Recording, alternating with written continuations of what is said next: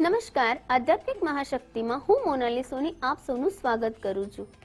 આજે આપણો જે વિષય છે તે છે ધાતુ વિશે। એટલે કે આપણે જ્યારે ધાતુની વાત કરીએ છીએ તો આપણા જે આ 9 ગ્રહ છે અને આપણી જે આ 12 રાશિ છે તેમાં દરેક વ્યક્તિ દરેક પ્રકારની ધાતુનો ઉપયોગ કરી શકે છે। કેમ કોઈક પ્રકારની ધાતુઓથી તેને કોઈ પ્રકારના નુકસાન થાય છે અથવા તો તે ધાતુ તેને કોઈ પણ રીતે શુભ લાભ નથી આપી શકતી। તો આગળ વાત કરીશું કે કઈ ધાતુ કઈ રાશિના લોકો પહેરે છે તો તે લોકોના જીવનમાં સકારાત્મક પ્રભાવ આપે છે। ઘણીવાર વ્યક્તિને વિચાર આવતો હોય છે કે તેણે પોતાના ગ્રહોને સુધારવા માટે કયો રત્ન ધારણ કરવો જોઈએ અને કયો ધાતુમાં તે પહેરવો જોઈએ। આ પ્રકારની પ્રશ્નની મૂંઝવણ દરેક વ્યક્તિમાં થતી હોય છે। 12 રાશિના અલગ અલગ સ્વામી ગ્રહ છે અને તેના નિયમ રૂપ જો તમે વિવિધ ઉપાયો કરો છો તો શાસ્ત્રોયુક્ત તમને તેના વિશેષ ફાયદા અને ફળ પ્રાપ્તિ થાય છે। મેષ રાશિના જાતકોની જો હું વાત કરું તો સોનું અને તાંબુ આ બે ધાતુ તેમના માટે અનુકૂળ માનવામાં આવે છે। મંગળવારના દિવસે જો મેષ રાશિના જાતકો સોનામાં બનેલું કોઈ પણ આભૂષણ કે તાંબુ જો તે પોતે ધારણ કરે છે તો મંગળવારનું જે ફળ છે તેમને 2 ગણું મળવા લાગે છે અને મંગળના દોષો સમાપ્ત થાય છે। સાથે સાથે તેમના જીવનમાં સકારાત્મક અનુભવ થાય છે।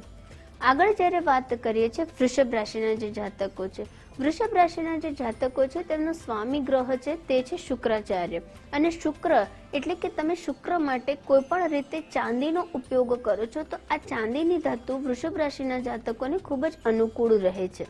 કોઈ પણ ચાંદીના આભૂષણો વૃષભ રાશિના જાતકો ધારણ કરી શકે છે।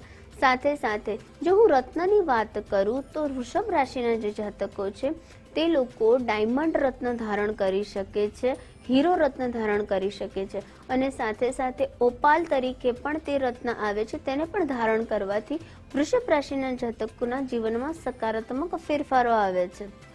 આગળ જ્યારે વાત કરીએ તો જે મિથુન રાશિના જે જાતકો છે તે લોકો માટે કાંસ્ય ધાતુ ખૂબ જ અનુકૂળ માનવામાં આવે છે અને સાથે સાથે જો રત્નની વાત કરું તો મિથુન રાશિના જાતકોએ પન્ના રત્ન ધારણ કરવું જોઈએ કારણ કે મિથુન રાશિના જે જાતકો છે તેમનો સ્વામી ગ્રહ બુદ્ધ દેવ છે અને બુદ્ધ દેવનો રંગ જે છે તે છે લીલો રંગ છે। માટે પન્ના રત્ન ધારણ કરવાથી મિથુન રાશિના જીવનમાં આવતી દરેક પ્રકારની સમસ્યાઓનો અંત આવે છે। આગળ વાત કરીએ કર્ક રાશિ। કર્ક રાશિ માટેની જો શુભ ધાતુ માનીએ તો આપણે તેને ચાંદી। કર્ક રાશિના લોકોને ચાંદીની ધાતુ ખૂબ જ શુભ ફળ આપે છે। ચાંદીને કોઈ પણ સ્વરૂપે આભૂષણ રીતે જો કર્ક રાશિના જાતકો ધારણ કરે છે તો તેમને માનસિક શાંતિ મળે છે કારણ કે કર્ક રાશિના જે સ્વામી ગ્રહ છે તે છે ચંદ્રદેવ અને ચંદ્રદેવ તેમનો મજબૂત બને છે। ચંદ્રને લગતી જે તેમની સમસ્યાઓ છે તે દૂર થાય છે। સાથે સાથે જો હું રત્નની વાત કરું તો જે મોતી રત્ન છે જો તે કર્ક રાશિના જાતકો ધારણ કરે છે તો પણ તેમને ચંદ્રદેવના વિશેષ ફળ પ્રાપ્ત થાય છે। સાથે સાથે તેમના જીવનમાંથી નેગેટિવિટી દૂર થાય છે, નકારાત્મક વિચારો દૂર થાય છે અને સકારાત્મકતાઓ તેમના જીવનમાં આવે છે। આગળ જ્યારે વાત કરીએ તો જે સિંહ રાશિના જે જાતકો છે તેમના માટે સોનું ખૂબ જ અનુકૂળ માનવામાં આવે છે। સાથે સાથે તે લોકો પિત્તળની ધાતુનો પણ ઉપયોગ કરી શકે છે। સોનું, તાંબુ અને પિત્તળ સિંહ રાશિના જાતકો જો ઉપયોગમાં લે છે તો તેમના જીવનમાં ખૂબ જ સકારાત્મક ફાયદો જોવા મળે છે। સાથે સાથે જો હું રત્નની વાત કરું તો માણિક્ય રત્ન પણ સિંહ રાશિના લોકો ધારણ કરે છે તો તેમને સૂર્યદેવના વિશેષ ફળ પ્રાપ્ત થાય છે। જે સૂર્યદેવ છે તે સિંહ રાશિના અધિપતિ દેવ છે માટે સિંહ રાશિના લોકો જો સૂર્યદેવની ઉપાસના કરે છે, સૂર્યદેવનો રત્ન ધારણ કરે છે તો તેમને પણ સમાજમાં માન સન્માન પ્રાપ્ત થાય છે અને તેમના જે કાર્યો છે તેમાં પણ તેમને ખૂબ સારી સફળતા મળે છે। આગળ જ્યારે વાત કરીએ તો જે કન્યા રાશિના જે જાતકો છે તે લોકો માટે સોનું અને ચાંદી આ બંને ધાતુને અનુકૂળ માનવામાં આવે છે કારણ કે કન્યા રાશિને જે સ્વામી ગ્રહ છે તે છે સાક્ષાત બુદ્ધદેવ। બુદ્ધદેવ જે છે તે તમારા જીવનમાં સકારાત્મક પરિણામ આપે છે માટે બુદ્ધ ગ્રહને મજબૂત કરવા માટે પણ તમે પન્ના રત્ન ધારણ કરો છો તો પણ તમને વિશેષ ફળ પ્રાપ્ત થાય છે। બુદ્ધ ગ્રહને બુદ્ધિનો ગ્રહ માનવામાં આવે છે અને તમારા વ્યવસાય સંબંધિત જો રૂકાવટો તમારા જીવનમાં વારંવાર આવતી હોય તો પણ તમે બુદ્ધ ગ્રહ રત્ન ધારણ કરી શકો છો। આગળ વાત કરીએ તો તુલા રાશિની. તુલા રાશિના જે આધિપતિ દેવ છે તેને પણ શુક્રદેવ માનવામાં આવ્યા છે. અને સાથે સાથે જે તુલા રાશિના લોકો છે તે સોનું અને ચાંદી બંને ધારણ કરી શકે છે.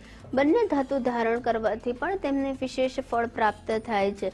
તેમને તેમના જીવનમાં સોનાનો એક પ્રભાવ જે છે સકારાત્મક જોવા મળે છે. અને ચાંદીના લીધે તેમની જે માનસિક શાંતિ છે તે પણ તેમના જીવનમાં પ્રાપ્ત થાય છે. માટે તુલા રાશિના જાતકો બંને ધાતુઓનો ઉપયોગ કરી શકે છે. અને આગળ જ્યારે વાત કરીએ રત્નની, તો તુલા રાશિના જે જાતકો છે તે પણ હીરો રત્ન જે છે તેને તે ધારણ કરી શકે છે. સાથે સાથે તે લોકો ઓપાલ રત્ન પણ જો ધારણ કરે છે તો પણ તેમના જીવનમાં સકારાત્મક પરિણામ તેમને જોવા મળે છે. વૃશ્ચિક રાશિના જે જાતકો છે તે લોકો માટે તાંબુ અને ચાંદી આ બંને ધાતુને ખૂબ જ અનુકૂળ માનવામાં આવે છે. જો વારંવાર તેમને લગ્ન સંબંધિત તકલીફોનો જો સામનો કરવો પડતો હોય કે તેમના લગ્નમાં રૂકાવટો આવતી હોય તો પણ આ રાશિના જાતકો મૂંગા રત્ન ધારણ કરે છે તો પણ તેને વિશેષ ફાયદો જોવા મળે છે. આગળ જ્યારે આપણે વાત કરીએ ધનુ રાશિ. ધનુ રાશિના જે જાતકો છે તેમને સોનું અને પિત્તળ આ બંને ધાતુ તેમના માટે સાનુકૂળ માનવામાં આવે છે. અને આ ધાતુનો ઉપયોગ કરીને તે પણ તેમના જીવનના સકારાત્મક પરિબળોને વધારે આગળ વધારી શકે છે. ધનુ રાશિના સ્વામી ગ્રહ ગુરુદેવને માનવામાં આવે છે. માટે ગુરુનું રત્ન જો ધનુ રાશિના જાતકો ધારણ કરે છે તો તેમને સાચા જ્ઞાન અને સાચા સુખની અને સૌભાગ્યની પ્રાપ્તિ થાય છે. આગળ વાત કરીએ તો મકર અને કુંભ રાશિ. આ બંને રાશિના જે સ્વામી ગ્રહ છે તે સાક્ષાત શનિદેવ છે. અને શનિદેવ એટલે કે લોખંડની ધાતુ આ લોકોને અનુકૂળ માનવામાં આવે છે. સાથે સાથે અષ્ટ ધાતુમાંથી જે બને છે તે ધાતુ પણ જો આ લોકો ઉપયોગ કરે છે તો પણ તેમને તેમના જીવનમાં સારા પરિણામો પ્રાપ્ત થાય છે. જો હું રત્નની વાત કરું તો નીલમ રત્ન કુંભ રાશિ અને મકર રાશિના જાતકો ધારણ કરી શકે છે. તેનાથી પણ શનિને સંબંધિત કોઈ બી સમસ્યા છે તો તેમના જીવનમાંથી તે દૂર થાય છે. મીન રાશિના જે જાતકો છે તેના માટેની જો સર્વશ્રેષ્ઠ ધાતુ માનવામાં આવે તો તે છે સોનું. અને સોનામાં જો તે રત્ન ગુરુને ધારણ કરે છે તો પણ મીન રાશિના જાતકોને વિશેષ ફાયદો જોવા મળે છે. કારણ કે જે મીન રાશિ છે તેમના જે આધિપતિ દેવ છે તે સાક્ષાત ગુરુ એટલે કે બૃહસ્પતિ દેવ છે. અને બૃહસ્પતિ દેવના વિશેષ દાન કરવાથી, વિશેષ તે લોકોના જાપ કરવાથી અને તેમનો રત્ન ધારણ કરવાથી પણ મીન રાશિના જાતકોને ફાયદો થાય છે. તો આ સાથે વિવિધ પ્રકારની ધાતુમાંથી બનેલા જે આભૂષણો છે તે પણ તમે ધારણ કરો છો. સાથે સાથે તમારા નવગ્રહના જે રત્ન છે તેને આ પ્રકારે તમે ધાતુમાં બનાવીને તમે ધારણ કરો છો તો તમને પણ તમારા જીવનમાં સકારાત્મક પરિણામો પ્રાપ્ત થશે અને તમારા જીવનની રૂકાવટો દૂર થશે. આ સાથે હું રજા લઉં છું. નમસ્કાર.